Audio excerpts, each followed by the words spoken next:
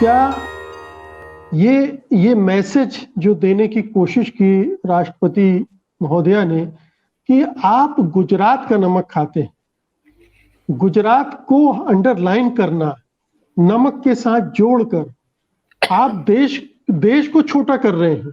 आप देशवासी हैं।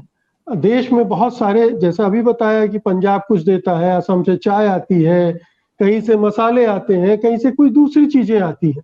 ये सामूहिक लेन देन है। इसमें एक प्रदेश विशेष का और खासतौर से एक खास प्रोडक्ट का इस तरह से चर्चा करना अपने आप में ये द्विअर्थी था, और उसको दो अर्थों में देखकर ही उदित राज ने भी टिप्पणी की।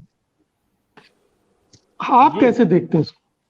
जी मुकेश जी, उदित राज जी ने जो टिप्पणी की, मैं उस टिप्पणी के साथ अपने आप को पाता हूं, और वो ये कि राष्ट्रपति के तौर पर उन्होंने जो कहा उसका स्पष्ट यही मतलब था कि गुजरात के लोगों को चुनाव के पहले वाले मौसम में जबकि उपहारों की सीरीज बरसाई जा रही है, कभी प्रधानमंत्री जी की ओर से, खुद राष्ट्रपति जी भी गई तो वहां भी उस समय भी बहुत सारे शिलान्यास जैसे कार्यक्रम हुए, तो उस चीज को चुनावी दृष्टिकोण से उन्होंने समझ लिया कि सत्ताधारी दल की जरूरत क्या है, और उस जरूरत के हिसाब से यह टिप्पणी की गई ताकि गुजरात की अस्मिता का सवाल उठाया जाए, गुजरात के इंपॉर्टेंस को, गुजराती जनता के महत्व को, उसके वोटरों को ध्यान में रखकर ये किया जाए। ये राष्ट्रपति से अपेक्षित नहीं है, इसलिए एक राजनेता का तो इस तरह से बयान देना बहुत स्वाभाविक है।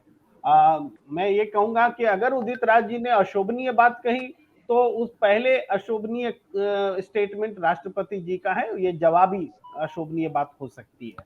दूसरी बात ये है कि आज के समय में जबकि जीएसटी पूरे देश में लागू है, और जीएसटी की संकल्पना परिकल्पना जो है वो इस आधार पर है कि जहां उत्पादन होता है वहां उत्पादन करने वाले प्रदेश को फायदा नहीं मिलता, जहां वो बिकता है, जहां कंज्यूम होता है, उसको उसका फायदा मिलता है। तो उस हिसाब से अगर देखें तो आज गुजरात का नमक अगर पूरे देश में कंज्यूम हो रहा है तो पूरा देश का गुजरात ऋणी है।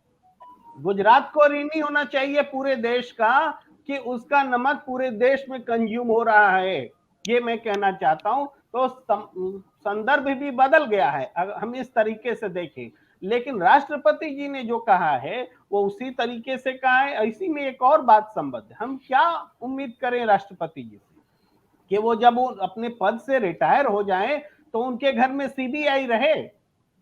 हम क्या राष्ट्रपति भी क्या करें? जब राज्यपाल को हम देख रहे हैं, राज्यपाल जब रिटायर हो रहे हैं तो उनके घर में सीबीआई पहुंच रही है।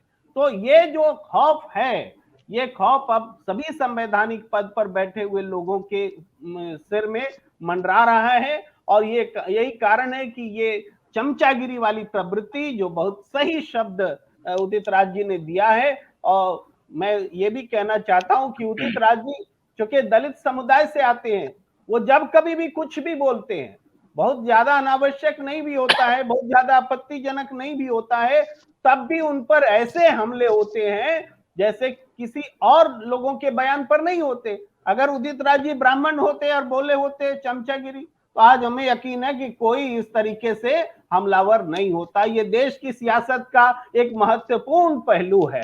जी ओके।